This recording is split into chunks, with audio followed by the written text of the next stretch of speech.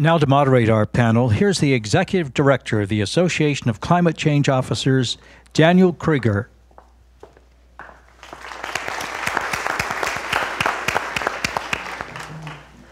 Thank you. Well, this is an exciting time. I think in this country, there's been amazing leadership from the White House and from the White House Council on Environmental Quality and through the agencies in driving sustainability and true transformation of the federal government's operations over the last 6-7 years. I think we've seen some great examples of that leadership and the implementation work that's taking place. Ken, you made a comment at the beginning that we need to move from this being from the exception to the rule, and that's really where this movement's going. I'd like to have everybody on the panel kind of talk about how we are taking that step. How do we make that now become, this is not about being green, this is about being norm? Well, I gave a few examples, but I mean, basically, the sustainability person can't just be in their little silo. They have to be influencing, they have to have management on their side, and they have to be influencing these different portfolio, budget, contracting, all the management operations. It needs to be integrated, and so it needs to start from the top, and you can't just do the regular administrative sort of flow chart. It has to be more like a cat's cradle or something. So. I look at it as we've had demonstrated success in quality management systems, environmental management systems, safety management systems. The tools are all there. The federal government has adopted all of those very rigorously. And now there's one for energy. It's not a big step to combine the energy and environmental and create a sustainable management system. So I think the tools are there, and if we couch it in those terms where everybody's experienced that already, we can refer back to environmental management systems and don't call them both EMS. One's E, small n, MS, that's energy. We can actually get leadership on board, and everybody's going to understand what we're doing, and then that helps us become normal.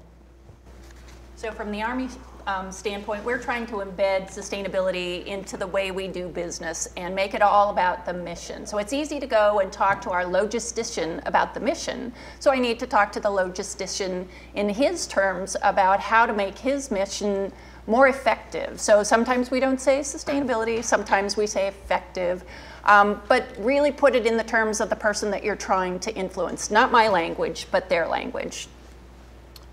And so for me, at the Food and Nutrition Service, I work a lot with K-12 schools to try to encourage them to reduce food waste, but also recover it. So once these cafeterias get a system in place, then usually their workers can get behind it, because a lot of cafeteria workers and also chefs hate when their food is wasted.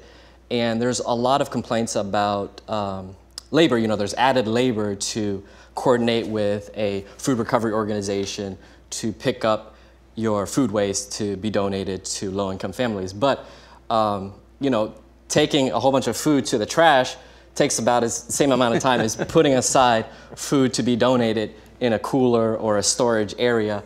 And it also boosts morale, because they know, the workers know that the food is going to a good cause to feed low-income families and people that may go hungry.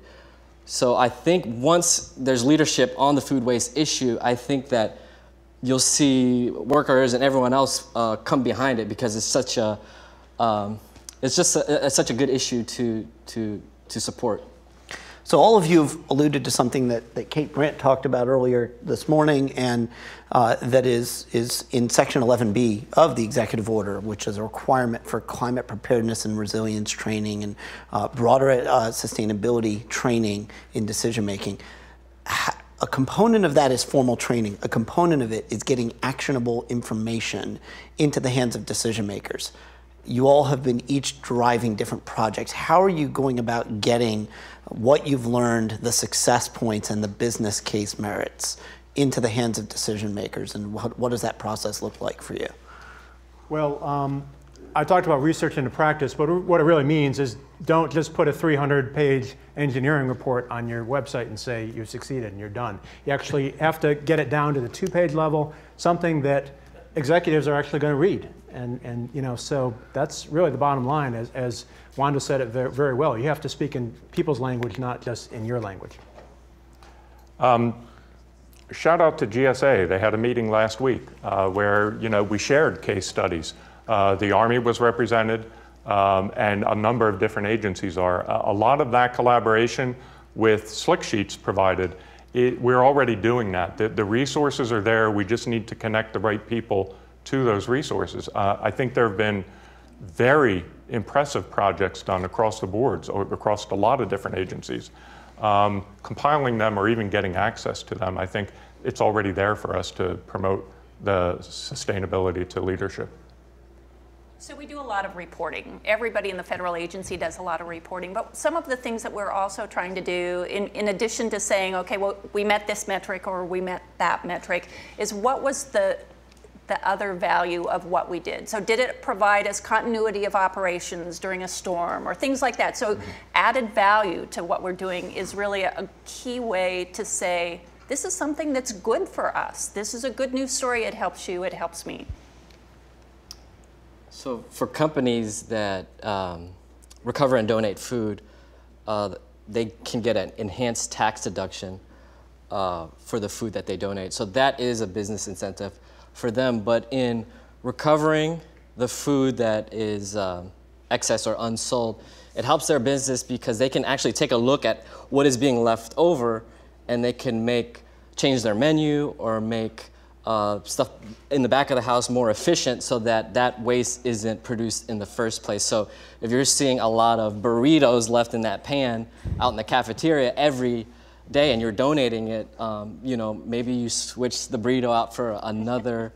Sorry, burrito's a bad example. Everyone loves burritos, but you switch it out for something else. It depends on how good the guacamole is. Right.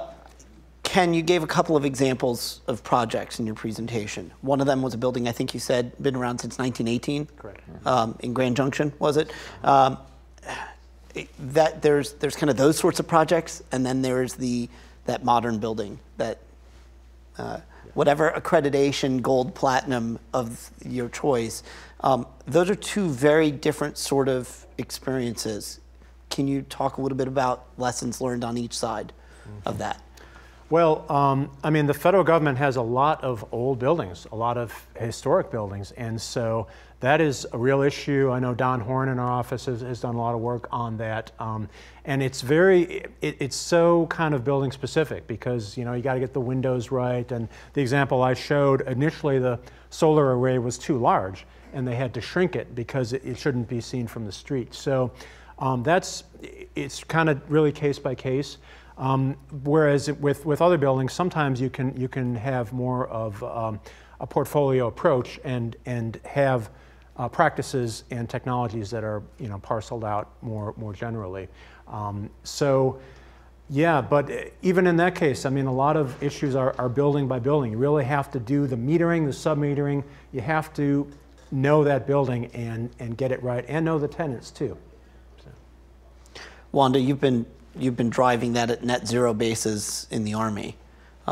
Those bases have been around for some time. These are not newer facilities, although there may be some new buildings going up in those facilities. But what's your experience there in that transformation? What are some of the lessons learned?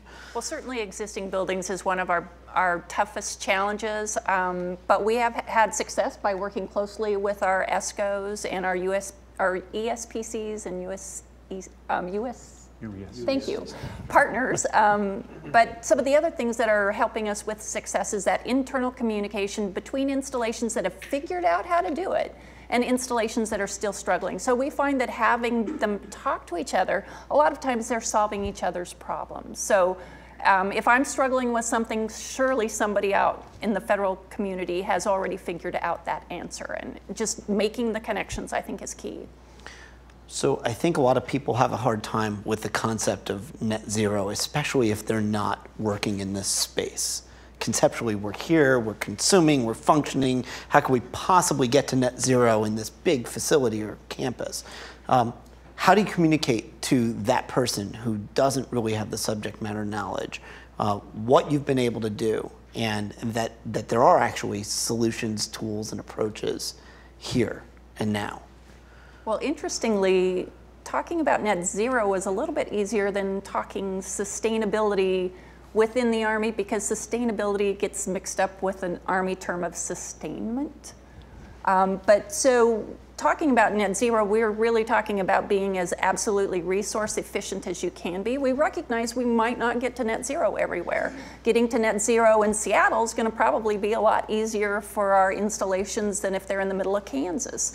But if you can get further than the minimum goal, so we used to design a building to the, whatever the federal energy standard was, and we go, woohoo, we met the 42% reduction or whatever it was. But if you do the life cycle cost analysis, maybe we could have gotten to 57% back there. And there'll always be a new executive order. So how do we get further along and become as efficient as we can? And then as technology changes, we can look at it again, and maybe we'll get further along again. So I know we're coming up on time. I just want to commend Ken, John, Wanda, Jimmy, the visionary leadership of this community in driving forward, and encourage those who are listening in, those in the room, to keep pursuing these solutions, keep collaborating and engaging. There's a wealth of opportunity out there for us. There's a wealth of experience that's already out there and can be leveraged and pointed to. And let's move forward and tackle this challenge. There's an amazing transformation sitting before us, and we're going to be all the better for it. So thank you, and please joining me in thanking our great experts here.